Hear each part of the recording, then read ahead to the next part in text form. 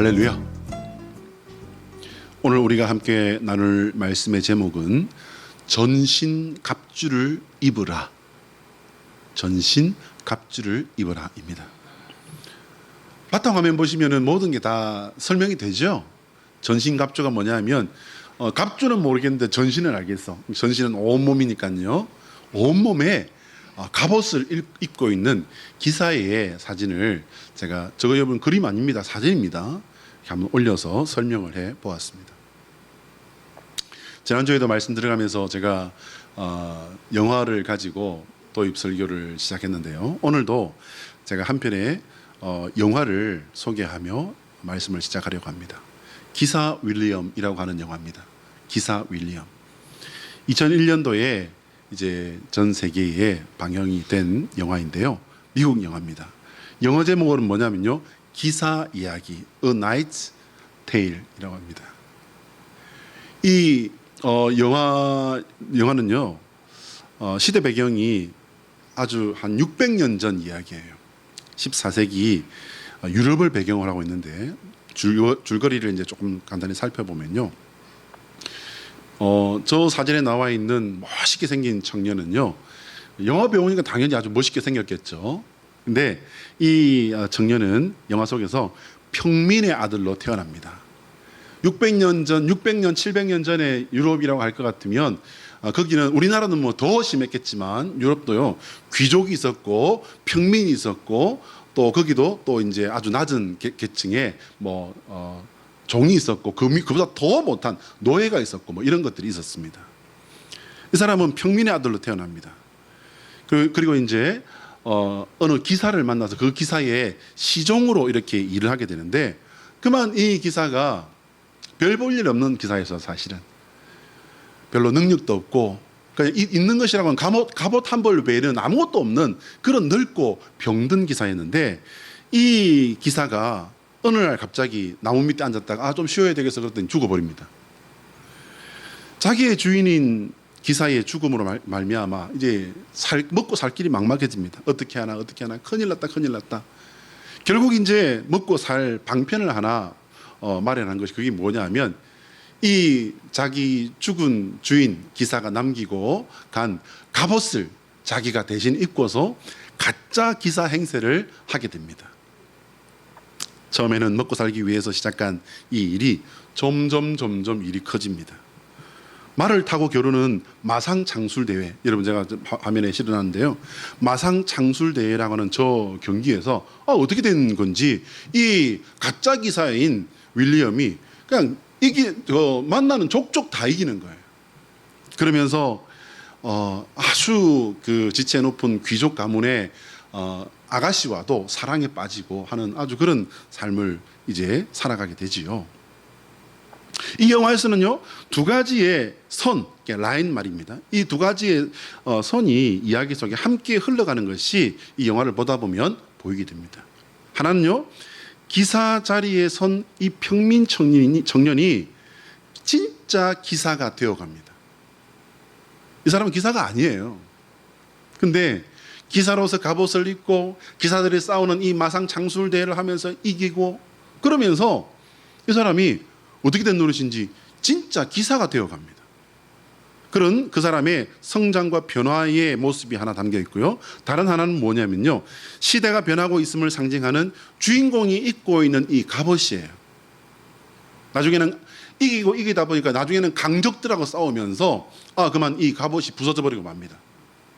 그러자 그와 함께 동행했던 대장장이 아가씨가 자기가 옛날부터 구상했던 갑옷을 하나 만들어줘요.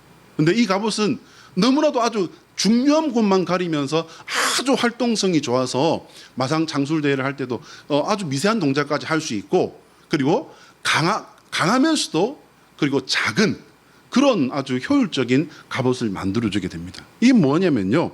이 주인공이 사용하는 이 갑옷이 시대의 변화를 사용하는 하나의 아이콘으로 이렇게 등장하게 되죠.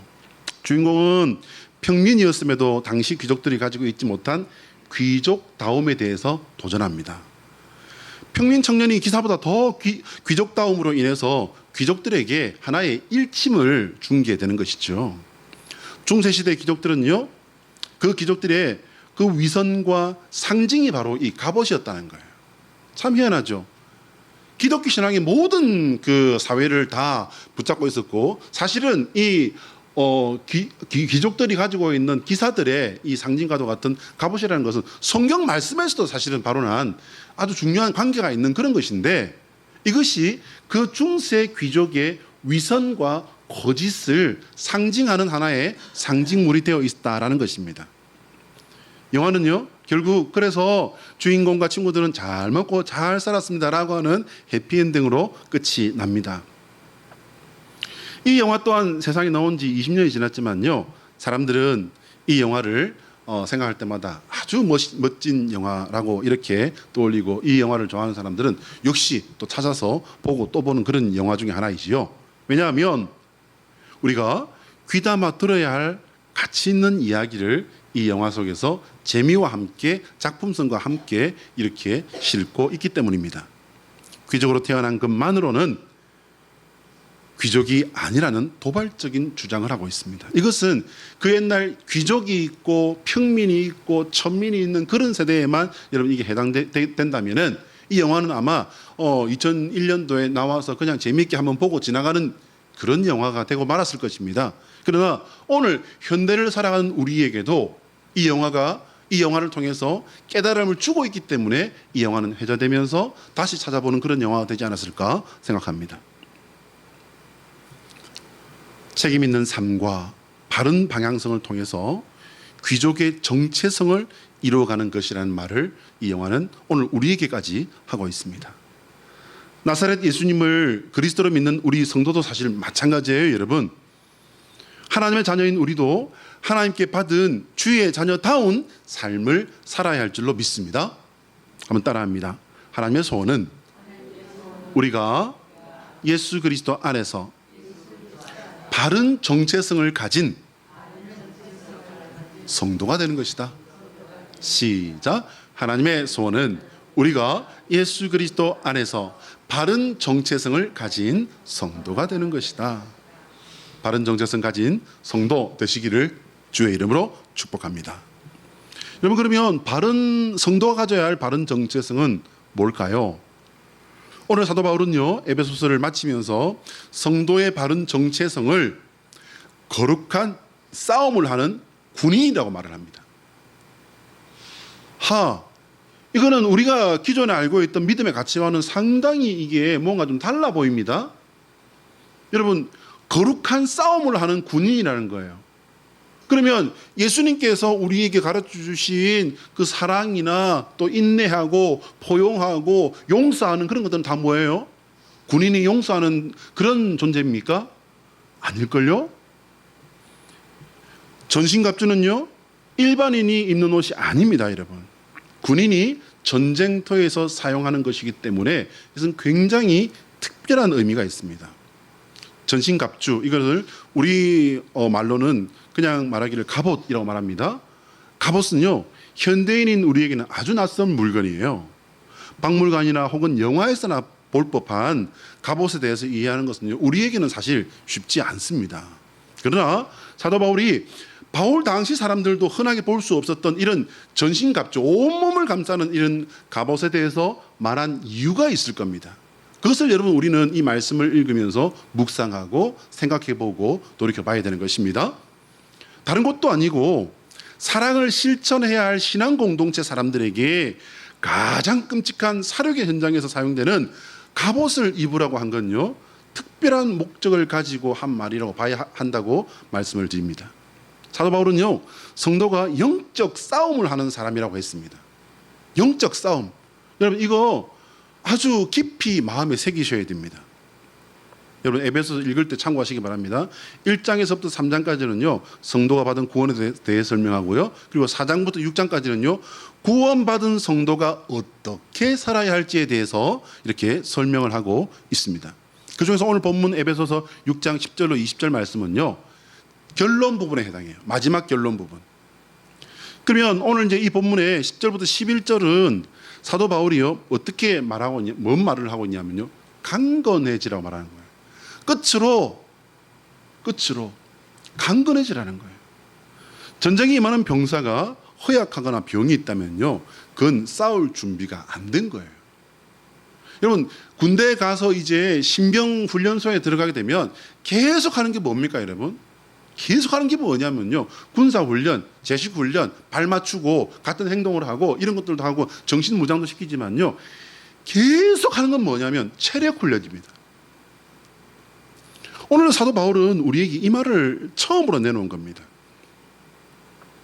사도 바울은요, 1차적으로 싸울 대상을 이제 알려주는데 마귀의 관계에 대해서 말합니다. 마귀는요, 헬라어 디아블로스라고 하는 거 여러분 아실 겁니다. 근데 이 디아블로스에 대해서도 기억해 두셔야 될 건요, 중상자라는 거예요. 중상자. 비방자라는 거예요. 그 마귀라는 겁니다. 여러분, 이 이름을 기억해 놓으세요. 중상이 뭡니까? 중상모략이에요. 중상모략. 아, 저거 못됐대. 아, 저거 못됐대. 진짜 못됐대. 저 나쁜 인간이대. 여러분, 신천지가 교회에 들어와서 제일 먼저 하는 게 뭐예요? 성도와 목회자를 중상모략해가지고서 갈라놓는 걸 제일 먼저 합니다. 그뿐인가요, 여러분? 비방합니다. 저 봐봐라. 서 있는 폼부터가 저 걸러 먹었어. 저기 무슨 목사야? 덩치만 컸지 저기 무슨 목사야? 품위가 있기를 하나, 멋이 있기를 하나, 나이까지 묵어갖고 저기 뭐 하는 기야, 저게? 예? 그걸 뭐라고요? 그게 마귀라는 거예요. 마귀. 여러분, 그 사람이 나이가 많다는 게 거짓말입니까? 그 사람이 멋이 없다는 게 거짓말입니까? 다 맞는 말이에요. 나이 들어서 멋있는 사람은 정말 잘 없습니다. 나이 들면은 약해 보이고, 그리고 아주 흐름해 보이고요. 그리고 목사는 금소해야 된다고 했지 않습니까? 옷차림새 멋있는 거, 비싼 옷 입을 수 없고요. 어쩌면은 구두까지도 밑창이 다 터져 있을 수도 있습니다. 거짓말이 아니고 그런 말이 해서는 안 된다는 거죠. 중상모략을 하고 비방을 하는 것이 뭐라는 거예요? 마귀라는 거예요. 관계란 말은요, 조금 어렵습니다. 메도데이아라는 헬라어 단어인데요, 절차나 방법이에요, 음모예요, 교활함이에요. 여러분, 방법이 틀리면 다 틀린 겁니다. 끝만 좋으면 다 좋다. 여러분, 이거 마귀의 속삭입니다.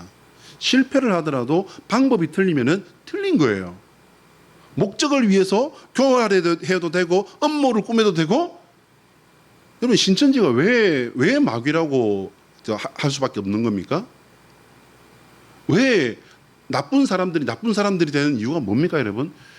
수단과 방법을 가리지 않고 목표를 갖다 달성을 하기 위해서 다른 사람 것을 해치고 다른 사람 걸 뺏고 그걸 위해서 음모를 꾸미고, 여러분, 그래서 나쁜 사람이 되는 거잖아요. 사람 자체가 나쁜 사람이 세상에 존재합니까, 여러분? 아닙니다. 국어사전의 관계라는 이 뜻은요, 간사하게 남을 속이는 꾀라고 나와 있습니다. 우리가 놓치지 말아야 할 한 가지가 있어요. 강건해야 할 바로 이유를 말하는 겁니다. 사도 바울이 말하는 우리가 싸워야 할 대상과 연결해서 우리가 이 본문을 생각하고 또 생각해 보아야 됩니다. 이 싸움은요, 우리가 하는 싸움이 아니에요.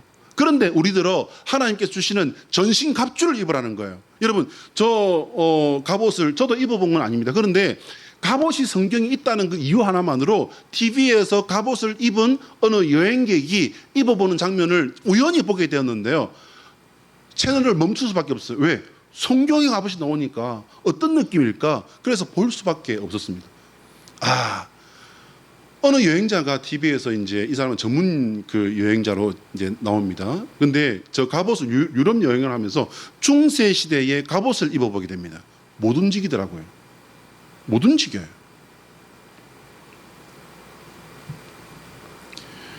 우리가 싸울 것이 아닌데 이 전투를 왜 하라고 하며 이 전투에서 전신갑주를 왜 입으라고 할까? 사도 바울이, 제가 드린 이 말씀이 무슨 뜻이냐면요, 사도 바울이 싸워야 할 대상을 말씀으로 전하는데 거기는요, 이 싸움이 우리 싸움이 아니라는 걸 단방에 알 수 있는 그런 말씀을 전합니다. 무슨 말이냐면요, 우리가 싸울 대상이 누구냐? 이제 12절과 13절을 읽어봅니다. 앞에 뜰 겁니다. 보시면요, 시작.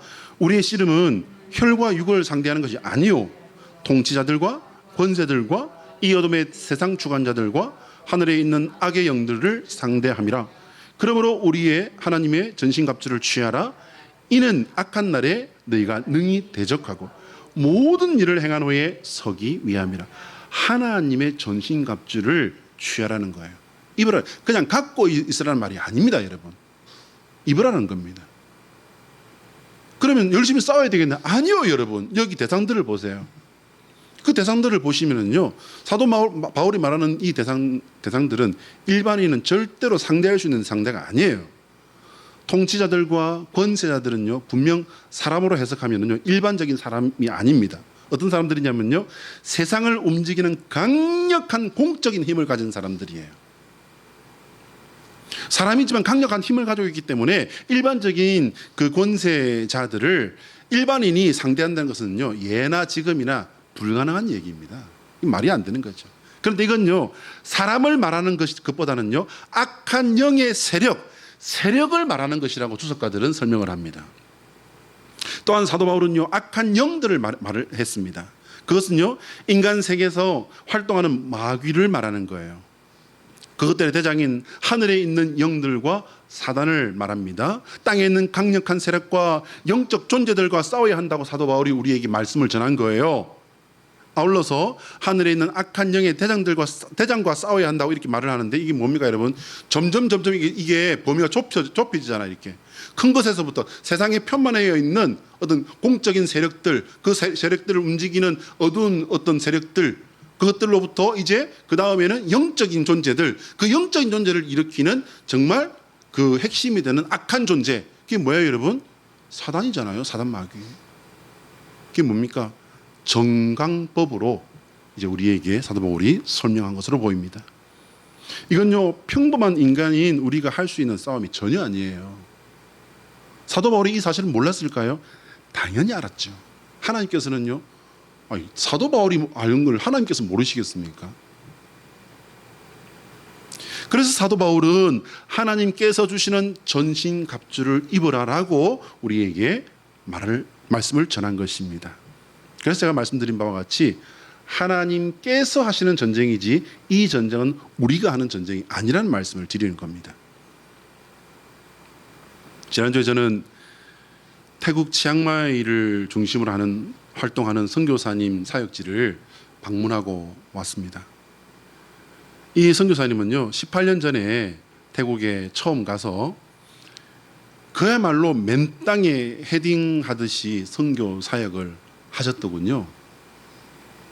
이번에 그 방문단은 몇 명 되지 않았는데, 이 방문단이 이 롬타이라고 하는 곳에 가서 제1교회와 제2교회를 이렇게 보고 그 교회에 속한 그 성도들의 가정을, 이분은 그냥 무대뽀예요. 우리가 피곤하고 눈치를 보고 불편해하고 이런 거 전혀 개의치 않습니다. 갑시다. 다음. 갑시다. 다음. 갑시다. 다음. 그냥 정신이 없어요. 여기입니다. 여기가 우리가 지어준 집입니다. 그러니까 이게 처음이기 때문에 이게 허술합니다. 그 다음 가니까 좀 더 낫죠? 그 다음 가서 또 여기는 조금 더 낫죠? 여기가 마지막 지어준 집입니다. 제일 괜찮죠? 가는 곳마다 기도하게 합니다. 왜? 목사들이 왔으니까.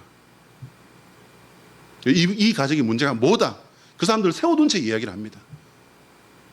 기도해 주십시오. 기도해 주십시오. 기도해 주십시오. 아픈 사람은 놓고서 안수기도 하게 하고요. 정신없이 그냥 물이 그냥 휩쓸듯이 그냥 다녀왔어요. 거기까지 가는데, 우리가 비행기를 타고 도착한 그 도시에서 롬타이까지 가는데 차로 7시간 걸린다고 해요. 태국이 의외로 이 도로가 잘 닦여 있더군요. 깊은 산속까지 도로가 포장되고 잘 닦여 있어요. 그 좋은 길을 가는데도 7시간. 근데요, 가다가 중간 가는 데마다 휴게소가 또 너무 잘 돼 있어요.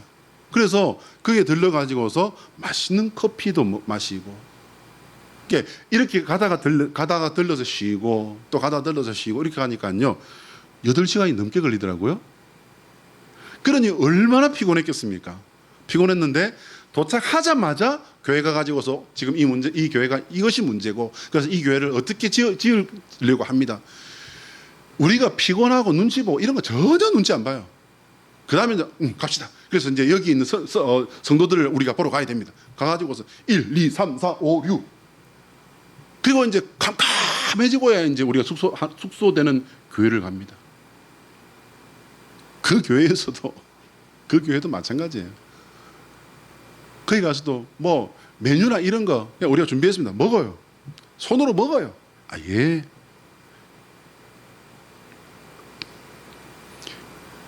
이 선교사님을 보면서 참 많은 생각을 했습니다. 선교사님은 글자 그대로 말을 멈추질 않아요. 이제 같이 갔던 우리 그 시찰 목사님께서 아우, 목사님은 투머치 토커야. 말이 너무 많아. 끊을 수가 없어. 물어볼 짬이 없어. 순간을 어디를 잡아야 될지 모르겠어. 이렇게 얘기하니까 선교사님이 하신 말씀이 참 가슴 아프게 했습니다. 저는 목사님들하고 이렇게 다니면서 한국말을 할 수 있다는 게 너무 행복해요. 그래서 그래요. 그렇게 말씀하시면서 그동안 선교사로서 태국에서 사역을 하나님께서 세밀하게 일을 하시고 될 수가 없는 일들을 하나님께서 이루어 가셨던 것을 이렇게 설명하고 간증해 주셨습니다. 그러면서 당신은 그냥 하나님께 받은 명령을 진행한 것밖에 없다라고 어떻게 이 많은 일들을 했느냐 우리가 물었을 때 그렇게 대답을 하셨습니다. 4일 차에 우리 일행이 이제 치앙마이 그 도시에 조금 외곽으로 벗어나는 쪽에 뭐 강릉 사람들은 들어서는 아예 뭐 그 정도. 근데 그쪽에서는 이게 굉장히 높은 산이에요. 1000m가 넘는 그 지역에 그 치앙마이 지역에 가장 오래되고 가장 중요한 절이 있어요. 사찰 절이 있는데 거기를 가자는 거예요. 근데 이미 며칠째라고요? 4일째예요. 피곤해서 다들 그냥 눈이 퀭 해가지고 음식을 먹어도 맛있는 태국 음식인지 뭐 내가 먹었는지 어쩐지 몰라. 그나마 또 저희 집사람은 입안을 뭐 온통 뒤어가지고 이게 지금 음식을 먹는데 그냥 입이 아픈 건지 맛있는 건지 정신이 없는 그런 상태인데 그 지역에서 제일 오래되고 제일 유명한 절을 가자는 거예요. 그래서 저는 안 그랬습니다. 누가 그랬는지 모르겠는데 뭐 굳이 뭐 절을 뭐 구경 갈 게 필요가 있겠습니까? 이렇게 이제 이야기가 살짝 나왔어요. 그랬더니 이 선교사님이 뭐라고 하셨냐면요. 그렇죠. 목사들이 와서 뭐 굳이 절을 구경할 게 뭐 있겠습니까? 절을 구경하러 가자는 게 아니라 거기 가서 치앙마이 시내 전체를 내려다보면서 군림하고 있는 악의 세력들을 눈으로 보시고 대적해 주시고 이 지역, 이 도시를 한눈에 바라보면서 이들을 위해서 기도해 주십시오. 아무도 말 못했습니다. 그리고 그 절에 올라갔습니다. 사진 보실 텐데요. 그 절에 올라가서 그 절의 화려한 모습에 거의 뭐 압도될 만한 정도예요. 산 밑에서부터 이제 이 절에 올라갈 준비를 하더라고요. 무릎이 보여도 안 돼요. 신발 딸딸이 신고 가도 안 됩니다. 어깨 보여도 안 돼요. 다 덮고요. 다 준비하고 올라가야 됩니다. 여러분 이거 우리 생각하셔야 되죠? 절에 가는 사람들이 이렇게 준비를 하는데 만군의 주 여호와 하나님께 예배하러 나오는데 우리가 준비를 안 한다는 것은 말이 안 되겠죠? 그래서 이제 이 절 이름이 뭐였냐면요. 프라팟 도이스텝 사원이라는 것이에요. 프라팟 도이스텝. 저 절은 생각보다 아주 유명한 절이고 태국 사람들에게 아주 중요한 의미가 있습니다. 왜냐하면 저 절은요 1383년 꽤 오래됐죠. 1383년에 부처의 사리를 모시기 위해서 지은 절이라는 거예요. 다음 장면 보시면요. 이제 제가 찍은 사진입니다. 여러분 저게 구름이 저게 뭐 보기 좋으라고 저렇게 포토샵 해놓은 게 아니에요. 저게 실제 구름입니다. 그리고 저 밑에 보이는 치앙마이라고 하는 도시예요. 저 도시를 보면서 손 들고 이런 축사기도도 못해요. 그것 때문에 한번 난리가 났었다고 합니다. 그래서 그냥 구경하는 척 손을 이렇게 들고서 축사했습니다. 축사하고. 그런데 여러분 보십시오. 저 온통 도시를 내려다보면서 700년 동안 대장 노릇하고 왕 노릇한 거예요. 저 도시 사람들은 저 절에 모든 신앙과 가치관과 삶의 모든 가치들을 갖다가 저기서부터 걸어놓고 왕처럼 신으로 이렇게 모시면서 살고 있는 거예요. 말씀드렸죠, 여러분. 저 산이 1000m 산인데요. 저 밑에서부터, 입구에서부터 어떻게 해요? 발 씻고 옷 매무새를 고치고 준비를 해가지고 손 모으면서 이러고 올라가는 거예요. 지금은 차를 타고 우리는 올라갔습니다만은 저 처음에 그렇게 하게 돼 있더라고요. 밑에서부터 지성을 들이면서 올라가는 거예요. 여러분, 그걸 보면서 기도가 안 될래야 안 될 수가 없더라고요. 왜?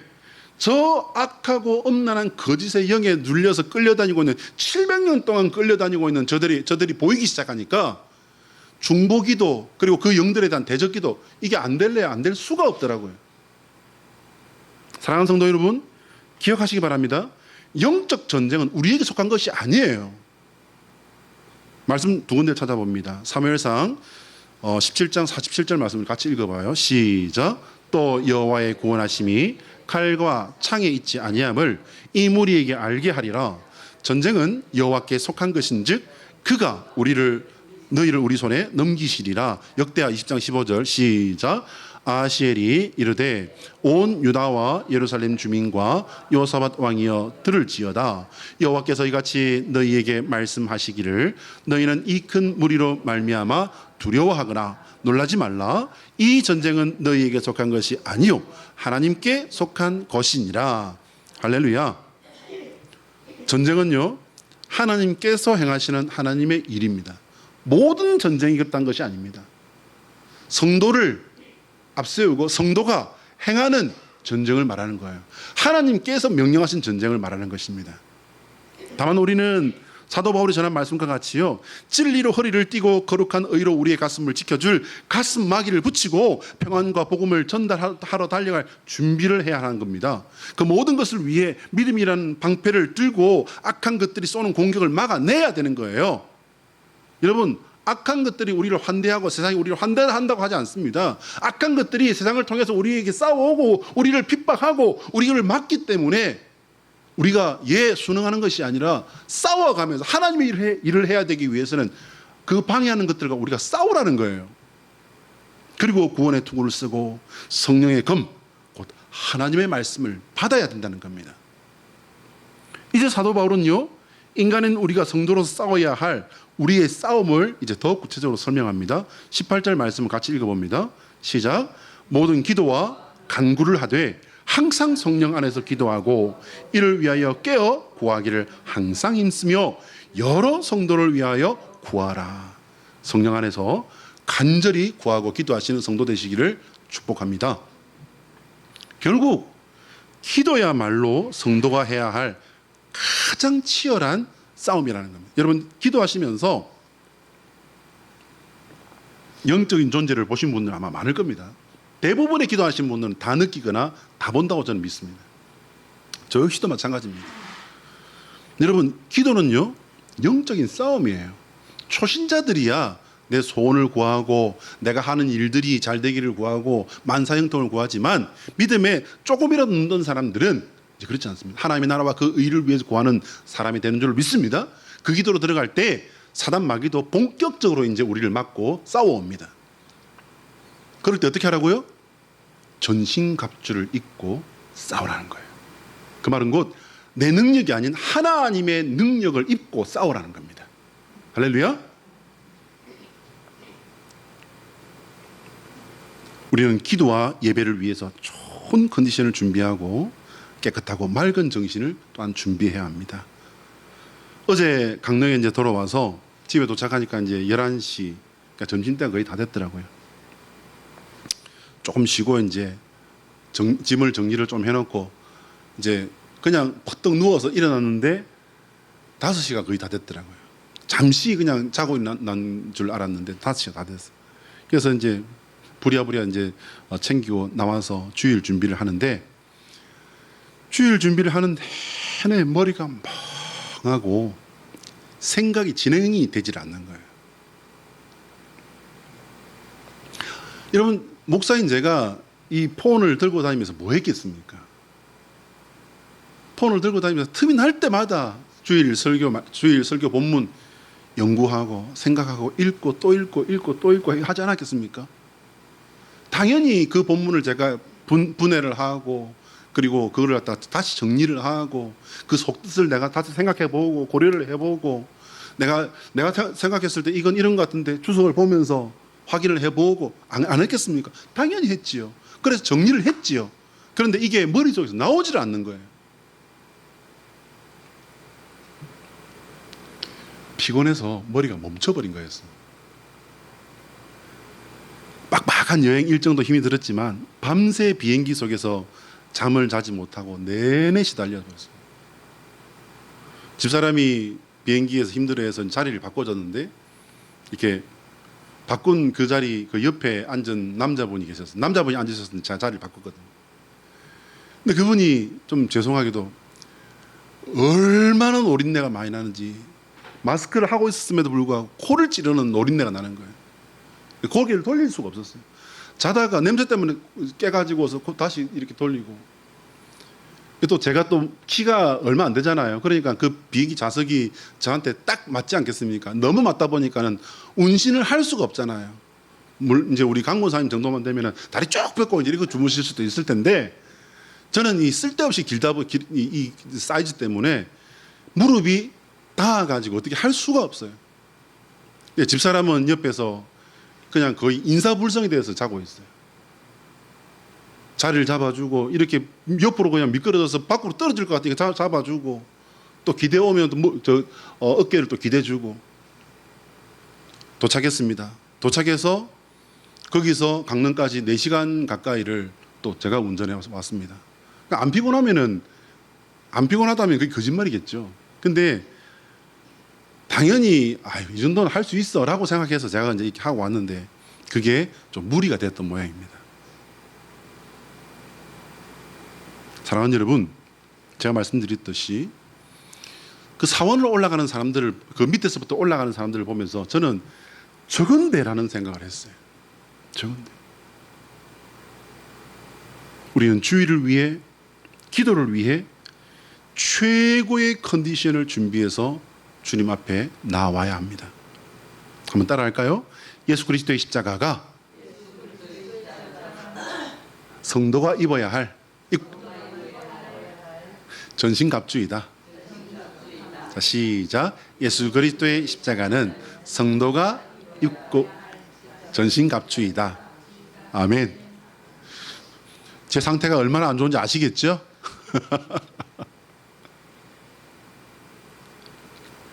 기사가 아니었음에도 기사로 살고 기사로 싸울 때 윌리엄은 진짜 기사가 되었다라고 합니다.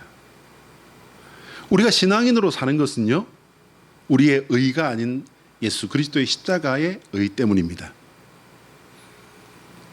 예수님의 십자가 의 때문이고 예수님의 십자가 덕분입니다. 믿으십니까? 아멘. 교회에 출석하는 것만으로는요 결코 신앙의 참된 길을 걷는다고 볼 수 없습니다. 그럼 교회를 나오지 않아도 성도의 길을 갈 수 있다는 말씀인가? 그 말이 아니에요. 교회를 나오면서도 참된 성도의 길을 가는 것이 어려운데 교회를 나오지 않으면서 성도의 길을 간다는 것은 더더욱이나 어렵다라는 말씀을 드린 겁니다. 하나님께서 내게 주신 삶의 책임 있는 삶과 신앙인으로서 바른 방향성을 가지고 지켜 나가야 합니다. 성경은 의롭게 살아야 한다고 이렇게 말씀을 합니다. 의롭게 혹은 양심적인 삶이 그 신앙 없는 사람들 혹은 또 다른 신앙을 가진 사람들 이런 사람들도 사는 거예요. 그렇게 살아요, 여러분. 태국 불교 도시잖아요. 얼마나 깨끗한지 몰라요. 정직하고요. 치안도 그렇게 좋대요. 왜? 불교 신앙으로 다 그렇게 사람들이 그러고 사니까. 그러니까 의가 절대 가치라면 그 사람들은 우리보다 더 의로운 겁니다. 도덕이 절대 가치라면 그 사람들은 우리보다 더 도덕적인 사람들입니다. 얼마든지 그렇게 살 수 있습니다. 오늘 사도 바울이 전하는 말씀을 우리가 집중해서 봐야 합니다. 예수 그리스도 안에 사는 엔 그리스도의 삶을 살아야 우리가 의롭게 사는 것도 의로워지는 것이고 의롭지 않아도 바른 의를 위해서 우리가 정신을 차릴 수 있다는 말씀인 겁니다. 성령의 능력을 덧입는 삶을 살아야 합니다. 악한 영과 싸움을 위해 대적하는 믿음의 용사로 우리 살아야 합니다. 타협하고 좋은 게 좋은 것이다. 여러분 여기에 절대로 넘어가서는 안 됩니다. 하나님께서 나의 전신갑주가 되어 싸워주실 때 나의 영적, 육적 건강으로 준비하고 내가 나설 수 있어야 합니다. 그러기 위해서 성령 안에서 기도하시는 항상 힘쓰는 성도 되시기를 예수 그리스도의 이름으로 축복합니다. 기도하겠습니다.